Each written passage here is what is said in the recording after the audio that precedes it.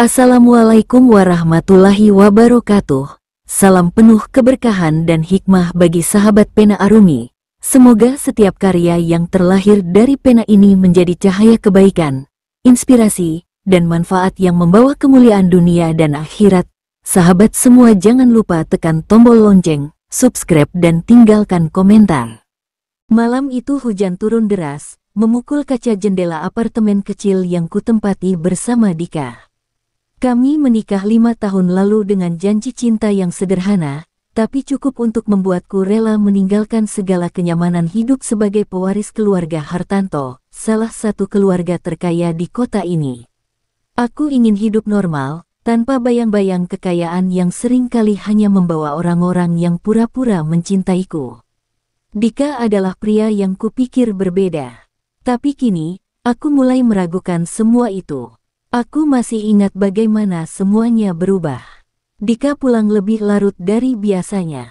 Dia tampak gelisah, menghindari tatapanku, dan hanya mengatakan bahwa ada sesuatu yang perlu dibicarakan. Aku menunggu dengan sabar, tapi kenyataan yang dia ungkapkan menghantamku seperti badai. Aku akan menikah lagi, katanya dengan suara pelan namun tegas. Aku merasa dunia seakan berhenti berputar.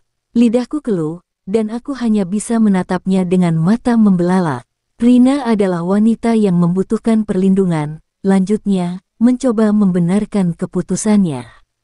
Aku tidak merespons, hanya mendengarkan penjelasannya dengan hati yang semakin hancur. Dia tidak menyebutkan bahwa aku kurang baik atau tidak cukup baginya. Tapi aku tahu, alasan sebenarnya adalah kebosanan. Rina, dengan wajah mudanya yang cantik dan penuh semangat, adalah pelarian dari pernikahan yang mungkin terlalu monoton baginya. Semua yang kuputuskan untuk tinggalkan demi cinta, terasa sia-sia malam itu. Aku menatap cermin di kamar tidur kami, mencoba mencari kembali perempuan yang pernah begitu percaya diri. Di balik wajah sederhana ini, aku adalah Alia Hartanto, pewaris kekayaan yang bisa membalikkan dunia Dika kapan saja. Tapi aku memilih untuk tidak mengatakannya. Tidak malam itu, tidak kepada pria yang telah menghancurkan janji kami. Ketika Rina akhirnya datang ke apartemen untuk berkenalan, dia memperlakukanku seperti seorang pelayan. Senyumannya tajam, penuh ejekan. "Kamu hebat ya, Mbak Alia, bisa bertahan hidup di tempat sesederhana ini," katanya sambil melirik sekeliling apartemen. Aku hanya tersenyum tipis. Dia tidak tahu bahwa apartemen ini adalah milikku, seperti semua yang Dika miliki sekarang. Semuanya. Aku yang diam-diam mendanai hidupnya karena gaji Dika tidak pernah cukup. Aku mulai memerhatikan sikap Rina dengan lebih seksama. Dia berbicara dengan nada sombong, sering memamerkan barang-barang yang baru saja dibeli, barang yang aku tahu berasal dari kartu kredit atas namaku. Dika selalu menghindari mataku ketika Rina mulai pamer. Aku yakin dia tahu bahwa aku tahu, tapi dia terlalu pengecut untuk mengakui apapun. Setiap malam, aku menangis dalam diam, bukan karena aku lemah, tetapi karena aku sedang menyusun rencana. Sebagai pewaris keluarga Hartanto, aku memiliki kekuatan untuk menghancurkan mereka kapan saja. Tapi aku tidak ingin terburu-buru. Aku ingin melihat sampai sejauh mana mereka bisa melangkah. Aku ingin tahu, sejauh mana Dika bisa mengkhianatiku, dan sejauh mana Rina bisa merendahkanku tanpa mengetahui siapa aku sebenarnya. Aku memilih untuk menunggu, membiarkan mereka bersenang-senang sejenak di atas kekayaan yang mereka kira milik mereka sendiri. Malam itu, saat hujan semakin deras, aku berdiri di balkon, menatap gemerlap kota yang pernah menjadi panggung hidupku. Di sana, dalam dinginnya angin malam, aku berjanji pada diriku sendiri. Aku tidak akan tinggal diam. Dika dan Rina mungkin menganggapku lemah, tapi mereka tidak tahu bahwa badai sedang menunggu untuk menghancurkan hidup mereka. Rahasia yang selama ini kusembunyikan akan menjadi senjata terkuatku. Hari-hari setelah pengakuan Dika terasa seperti mimpi buruk yang tak berkesudahan. Dia mulai jarang pulang, dengan alasan sibuk mengurus pekerjaan dan persiapan pernikahan barunya. Rina menjadi tamu rutin di apartemen kecil kami, selalu datang dengan sikap yang membuat darahku mendidih. Dia memanggilku, Mbak Alia, dengan nada palsu yang teramat manis, namun matanya selalu menyiratkan penghinaan. Aku membiarkan semuanya berlalu, tetap memasang wajah tanpa ekspresi meski setiap kata dan tingkah lakunya terasa seperti pisau yang menusuk hatiku. Aku tahu, Dika tidak pernah benar-benar kaya. Pekerjaannya sebagai manajer di sebuah perusahaan biasa tidak cukup untuk memenuhi gaya hidup Rina yang serba mewah. Semua pengeluaran mereka, dari sewa apartemen baru hingga cincin berlian yang Dika berikan kepada Rina, sebenarnya berasal dari rekening rahasiaku. Aku memindahkan dana tanpa jejak, memastikan mereka berpikir semua itu adalah hasil kerja keras Dika. Ironis, bukan? Aku mendanai pengkhianatan mereka. Rina mulai sering memamerkan barang-barang baru yang dia beli. Tas ini edisi terbatas, Mbak Alia, katanya sambil tersenyum sombong. Aku hanya mengangguk, menahan tawa dalam hati. Aku tahu persis tagihan kartu kredit mana yang membayar tas itu. Sementara itu, Dika semakin terlihat seperti pria yang hidup di dua dunia, mencoba menyeimbangkan perannya sebagai suami dari dua wanita tanpa menyadari bahwa aku adalah pemain utama dalam drama ini. Malam itu, saat Dika akhirnya pulang setelah berhari-hari menginap di apartemen barunya bersama Rina, aku menatapnya dengan dingin. Dia mencoba mengajakku berbicara, berusaha menjelaskan situasi tanpa benar-benar meminta maaf. Aku ingin kita tetap baik-baik saja, Alia. Kamu selalu menjadi bagian penting dalam hidupku, katanya dengan nada lembut yang terasa seperti penghinaan. Aku tidak menjawab, aku hanya tersenyum kecil, lalu bangkit meninggalkannya di ruang tamu. Di balik senyumku, pikiranku terus bekerja. Aku memutuskan untuk mengawasi setiap langkah mereka lebih dekat. Dengan koneksi yang kumiliki, aku meminta seseorang memasang alat pelacak di ponsel Dika. Semua pesan, panggilan, dan lokasi mereka kini ada di genggamanku. Aku mempelajari setiap gerakan mereka seperti seorang detektif yang sedang menyusun bukti untuk kasus besar. Dika dan Rina tidak tahu bahwa mereka sedang bermain di atas panggung yang seluruh skenarionya kutulis sendiri. Aku merasa puas ketika tahu Rina diterima bekerja di salah satu cabang perusahaan keluargaku. Tentu saja, dia tidak tahu bahwa aku adalah salah satu pemilik perusahaan itu. Aku sengaja mengatur agar dia ditempatkan di posisi administratif, cukup penting untuk membuatnya merasa istimewa tetapi cukup rendah untuk memastikan dia bekerja keras. Setiap hari aku menerima laporan tentang tingkah lakunya. Rina, seperti yang kuduga, adalah seorang yang sombong dan sering mencari perhatian. Namun, yang paling membuatku tertawa adalah bagaimana Dika mulai mengeluh tentang Rina kepadaku. Dia terlalu banyak menuntut, katanya suatu malam, ketika aku pura-pura mendengarkan dengan penuh perhatian. Dia selalu ingin barang-barang mahal, dan aku tidak tahu sampai kapan aku bisa bertahan. Aku hampir tidak bisa menahan diri untuk tidak tertawa. Dika mengeluh tentang wanita yang dia pilih sendiri, sementara aku, yang dia tinggalkan, diam-diam menopang semua pengeluaran mereka. Malam itu, aku berdiri di depan jendela apartemen, menatap lampu-lampu kota yang berkelap-kelip. Aku tahu, waktuku hampir tiba. Semua kebohongan mereka akan segera terungkap, tapi aku tidak akan terburu-buru. Aku ingin mereka tenggelam lebih dalam ke dalam jebakan yang kubuat, merasakan nikmatnya kemenangan semu sebelum akhirnya semuanya hancur berkeping-keping. Ini baru permulaan. Hari itu, aku sengaja datang ke kantor cabang perusahaan keluargaku, tempat Rina baru saja diterima bekerja. Aku mengenakan setelan sederhana, cukup untuk membuatku terlihat seperti staf biasa, dan masuk. Tanpa memperkenalkan diri sebagai pemilik perusahaan. Aku ingin melihat langsung bagaimana wanita itu beraksi. Seperti yang sudah kuduga, Rina menjadi pusat perhatian di kantor.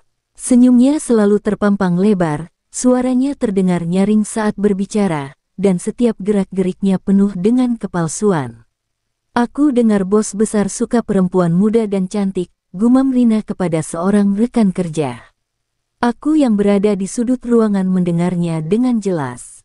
Tawanya menggema, diikuti oleh beberapa pegawai yang tersenyum canggung. Dia tidak tahu bahwa yang dia bicarakan adalah ayahku, pria tegas yang tak pernah memaafkan pelanggaran sekecil apapun. Aku tersenyum dingin sambil mencatat semua yang terjadi. Setiap hari, aku datang ke kantor tanpa memberitahu siapa diriku. Aku sengaja mendekati Rina dengan sikap ramah, menyamar sebagai karyawan baru yang ingin berteman. "Kamu pasti hebat sekali bisa bekerja di sini," kataku dengan nada kagum palsu. Rina menelan pujian itu dengan mudah. Dia mulai menceritakan banyak hal, dari bagaimana Dika berjuang untuk memberinya kehidupan yang layak hingga rencananya untuk memanfaatkan pekerjaannya ini untuk memperbaiki status sosialnya. "Dika selalu bilang aku layak mendapatkan yang terbaik," katanya sambil menyilangkan kaki, wajahnya penuh kebanggaan. Aku hanya mengangguk, menahan keinginan untuk memberitahunya bahwa yang terbaik itu semua berasal dariku. Rina benar-benar tidak menyadari bahwa aku ada di belakang layar, mengatur segalanya untuk membuatnya tetap berada dalam jangkauan permainanku. Namun, yang paling memuaskan adalah ketika aku mulai mendapatkan laporan langsung dari manajer hari tentang kelakuan Rina.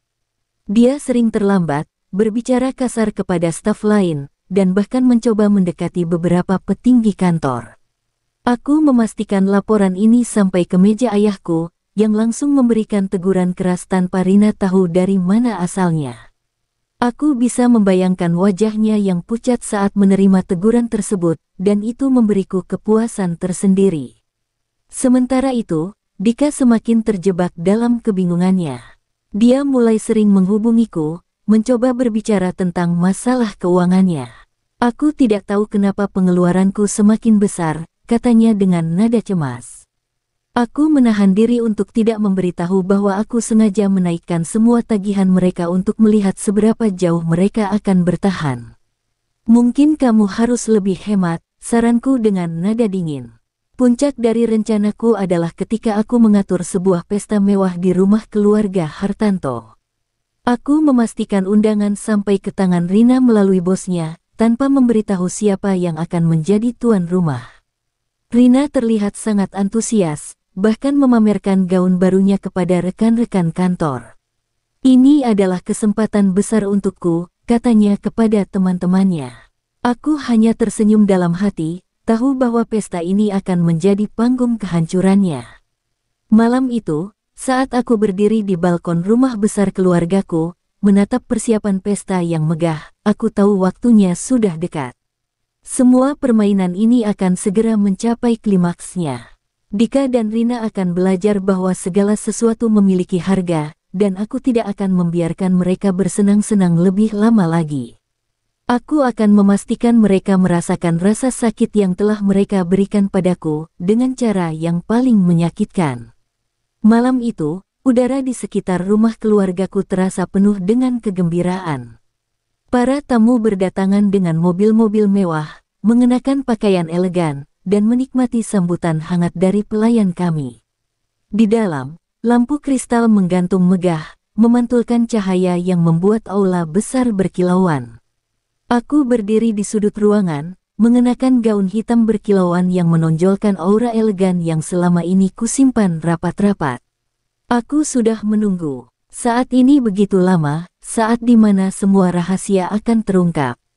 Rina dan Dika datang terlambat, seperti yang sudah kuduga. Mereka berjalan memasuki aula dengan percaya diri, seolah-olah pesta ini adalah panggung mereka.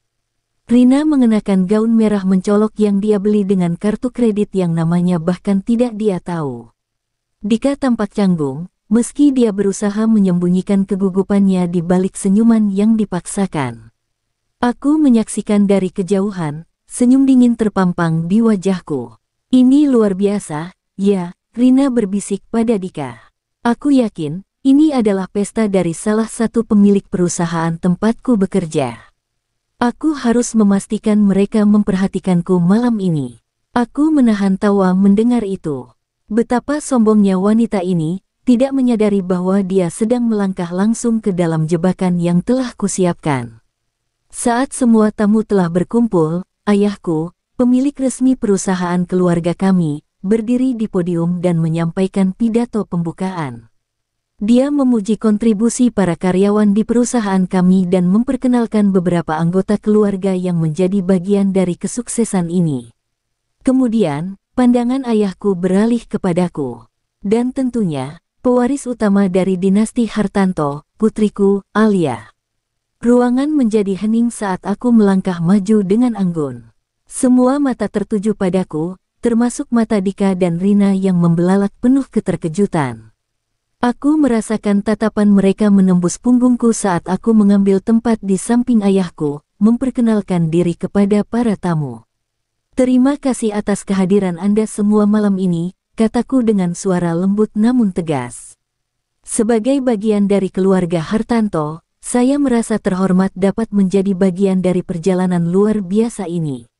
Wajah Rina berubah pucat. Dia memandang ke arah Dika, seolah-olah mencari penjelasan, tetapi Dika sendiri terlihat kehilangan kata-kata. Aku berjalan mendekati mereka dengan senyuman tenang. Rina, Dika, sapaku sambil mengulurkan tangan. Terima kasih sudah datang ke pesta keluarga kami. Aku harap kalian menikmati malam ini. Kata-kataku membuat Rina semakin bingung. Dika menunduk, menghindari tatapanku. Rina mencoba mengumpulkan keberaniannya. Kamu tidak pernah bilang kalau kamu, suaranya gemetar, gagal menyelesaikan kalimatnya. Aku memotongnya dengan nada dingin, pewaris keluarga Hartanto. Oh, tentu saja tidak. Aku ingin memastikan kamu dan Dika menikmati waktu kalian tanpa tekanan. Aku menatap Dika tajam, memastikan dia memahami maksudku. Bagaimana? Kehidupan kalian nyaman, bukan? Malam itu, aku tidak mengatakan lebih banyak. Tapi kehadiranku saja sudah cukup untuk menghancurkan kepura-puraan mereka. Dika dan Rina meninggalkan pesta lebih awal, dengan wajah penuh rasa malu dan cemas.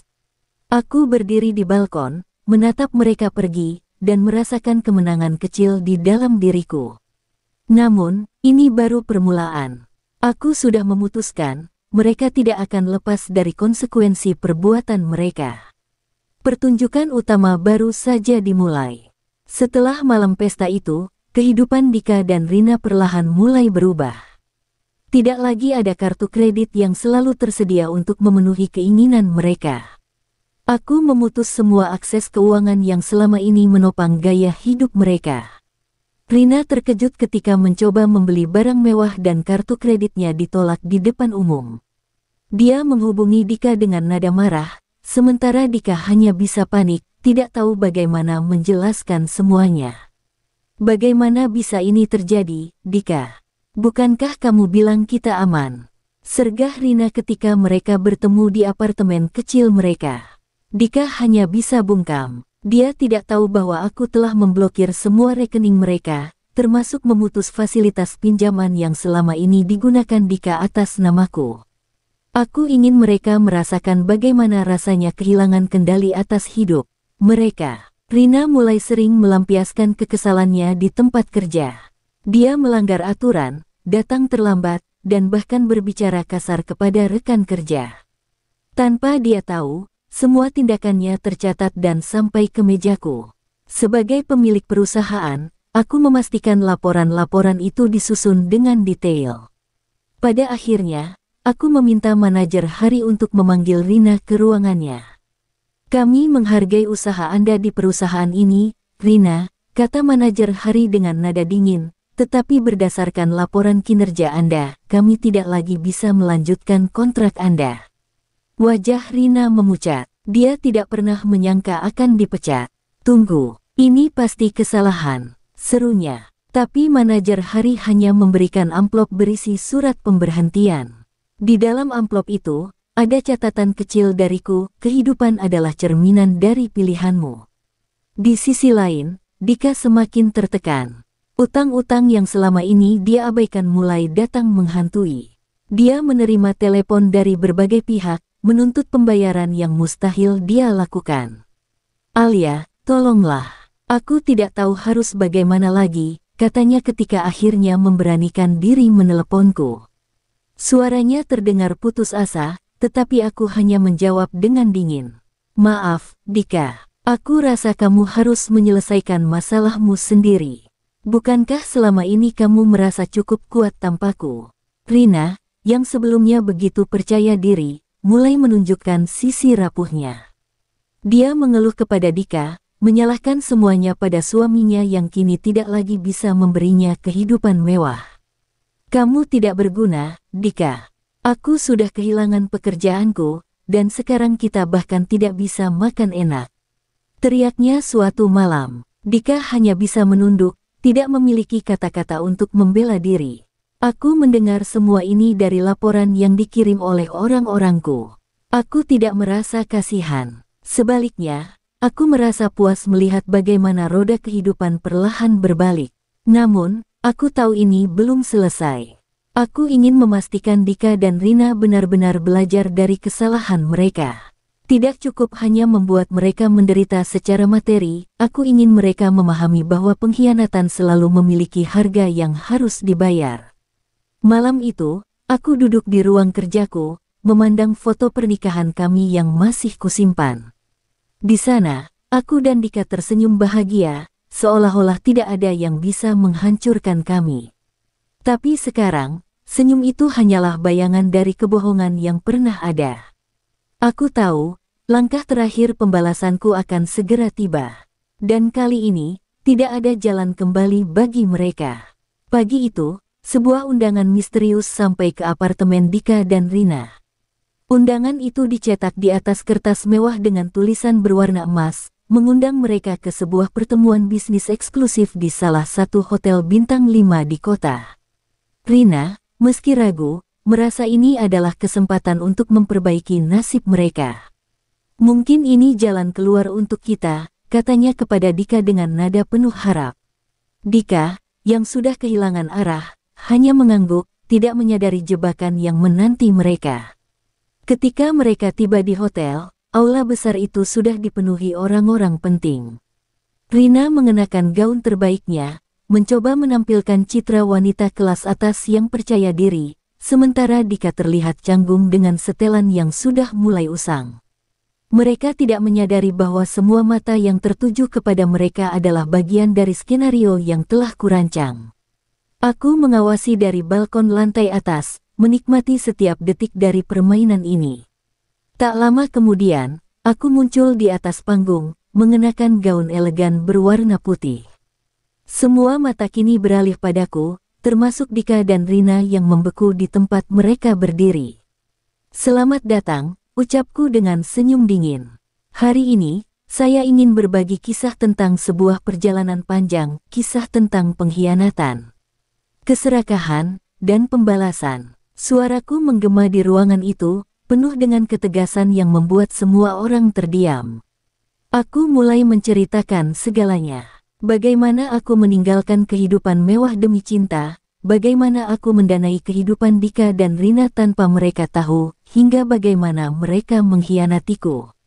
Aku memastikan setiap kata mengarah langsung ke Dika dan Rina, membuat mereka menjadi pusat perhatian yang tak diinginkan.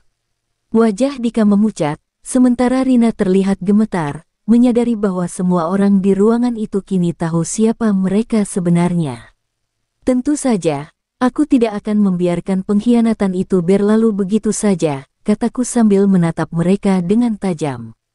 Setiap sen yang kalian gunakan, setiap kemewahan yang kalian nikmati, semuanya berasal dari tanganku.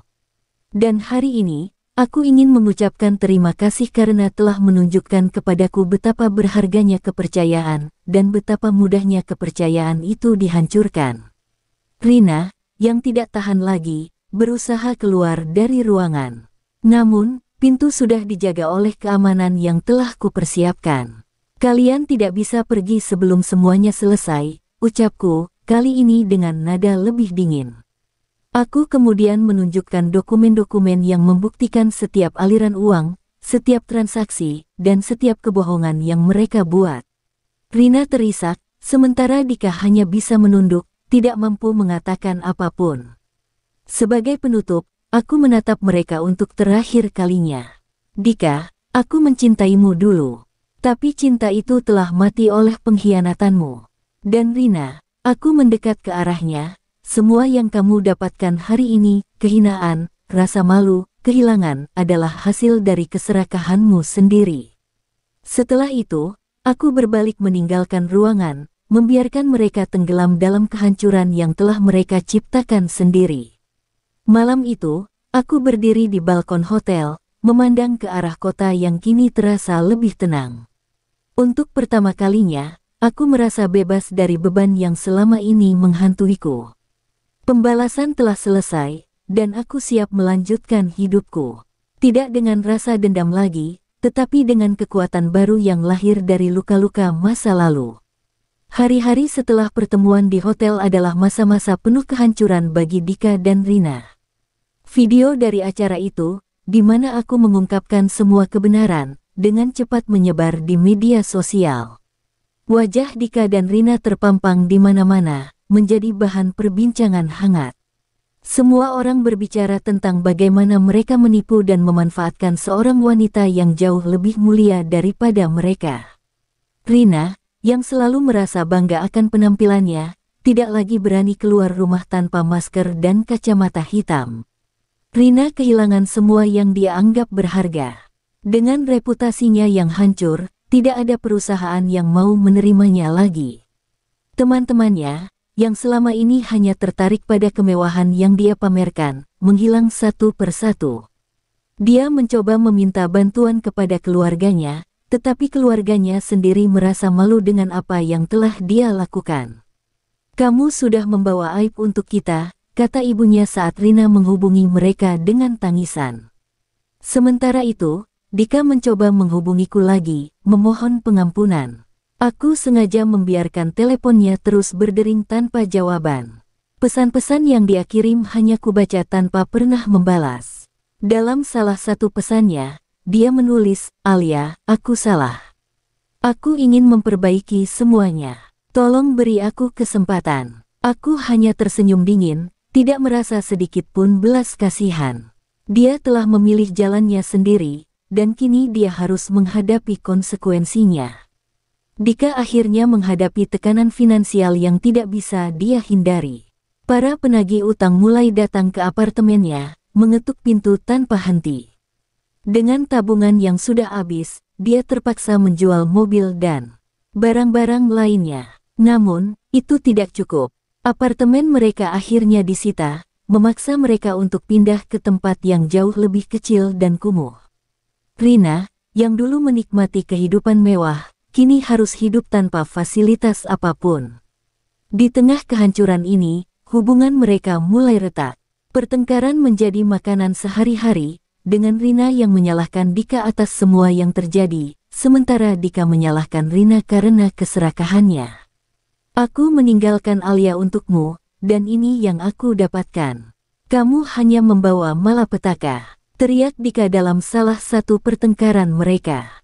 Rina menangis histeris, tapi tidak ada lagi yang bisa dia lakukan untuk memperbaiki keadaan. Aku, di sisi lain, menikmati kebebasanku yang baru. Kehidupan yang dulu terasa penuh beban kini terasa jauh lebih ringan. Dengan reputasiku sebagai pewaris keluarga Hartanto yang telah dipulihkan, aku mulai aktif mengembangkan bisnis keluarga. Aku menjadi lebih fokus, lebih kuat, dan lebih percaya diri. Luka-luka yang dulu mereka tinggalkan kini menjadi pelajaran berharga, membentuk diriku menjadi seseorang yang tidak lagi mudah disakiti. Namun, aku tidak sepenuhnya menutup bab mereka. Aku memastikan bahwa mereka tetap ada dalam jangkauanku, sekadar untuk memastikan bahwa mereka tidak akan pernah bangkit kembali untuk mengganggu hidupku. Aku mengawasi mereka dari jauh, tahu bahwa setiap langkah yang mereka ambil kini hanyalah perjalanan menuju kejatuhan yang lebih dalam. Malam itu, aku kembali berdiri di balkon rumah besar keluargaku, menatap bintang-bintang di langit. Untuk pertama kalinya dalam waktu yang sangat lama, aku merasa benar-benar damai. Dika dan Rina telah menuai apa yang mereka tanam. Aku telah mendapatkan keadilan yang selama ini kucari. Dan kini, aku siap melangkah maju, meninggalkan semua kenangan buruk itu di belakang. Waktu berlalu, dan Dika serta Rina semakin tenggelam dalam kesengsaraan yang mereka ciptakan sendiri. Kehidupan mereka berubah menjadi perjuangan sehari-hari untuk bertahan hidup. Rina, yang dulu gemar memamerkan kemewahan, kini bekerja sebagai pelayan di sebuah kafe kecil. Gaun-gaun mahal yang pernah dia banggakan telah tergantikan oleh seragam usang. Setiap kali dia bertemu dengan pelanggan yang mungkin mengenalnya dari masa lalu, dia menunduk dalam rasa malu, berharap mereka tidak mengenalinya. Dika, di sisi lain, mencoba bangkit, tetapi keberuntungan tidak lagi berpihak padanya. Dia bekerja serabutan, dari menjadi sopir hingga buruh kasar. Wajahnya yang dulu selalu penuh percaya diri kini terlihat letih, dengan mata yang dipenuhi penyesalan. Malam-malamnya dihabiskan dalam kesunyian, merenungkan kesalahan-kesalahan yang telah menghancurkan hidupnya. Rasa bersalah kepada Alia terus menghantuinya, tetapi dia tahu, permintaan maaf saja tidak akan pernah cukup untuk menebus semuanya. Di sisi lain, hidupku mulai memasuki babak baru.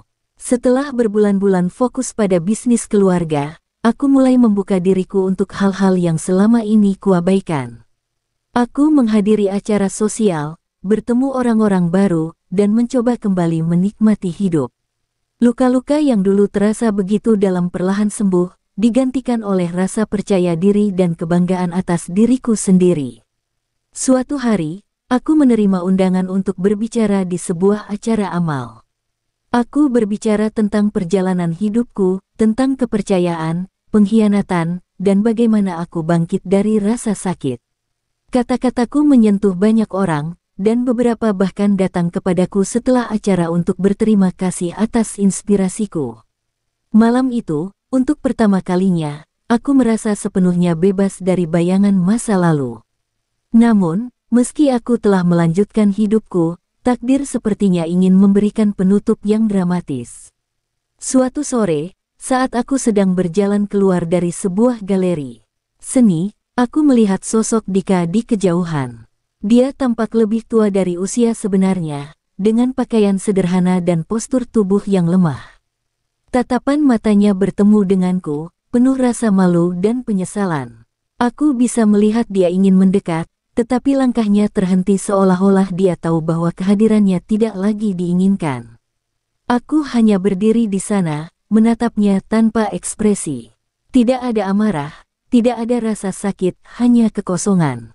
Dika akhirnya berbalik dan berjalan menjauh, hilang di tengah keramaian kota. Saat itu, aku menyadari bahwa aku tidak lagi membutuhkan balas dendam untuk merasa utuh. Kehancuran mereka sudah menjadi pembalasan yang cukup, dan aku tidak ingin menyia-nyiakan lebih banyak waktu memikirkan mereka. Malam itu, aku duduk di kamarku dan membuka buku harian yang sudah lama tidak kusentuh. Di halaman terakhir, aku menulis, akhir dari sebuah perjalanan bukanlah pembalasan, tetapi kedamaian. Aku telah menemukannya, dan aku memilih untuk melanjutkan hidupku tanpa menoleh ke belakang. Dengan itu, aku menutup buku harian tersebut dan tersenyum, merasa siap menghadapi hari esok dengan hati yang lebih ringan. Kisahku dengan Dika dan Rina mungkin telah berakhir, tetapi hidupku baru saja dimulai. Aku tahu, dunia ini penuh dengan kemungkinan yang indah. Dan kali ini, aku akan menjalani semuanya dengan kepala tegak, tanpa pernah lagi membiarkan siapapun menghancurkan diriku.